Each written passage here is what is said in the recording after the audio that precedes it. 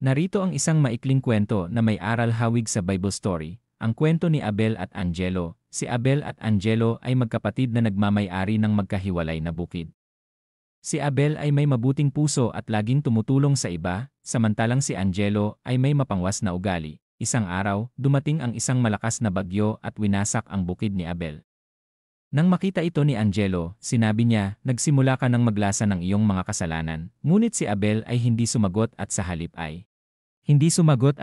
ay nagtulong sa pagpapagawa ng bukid ng kanyang kapatid. Nang sumunod na araw, dumating ang isang mabuting panahon at ang bukid ni Angelo ay biglang nagpakita ng magagandang ani.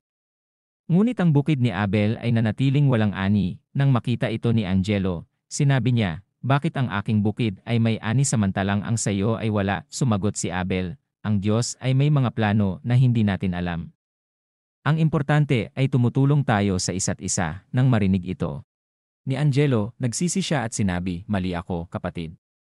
Pasensya na." At mula noon, nagbago ang ugali ni Angelo at naging mabuting tao. Aral, ang kwento ni Abel at Angelo ay nagpapakita na, 1. Ang kabutihang loob at pagtulong sa iba ay mahalaga. 2.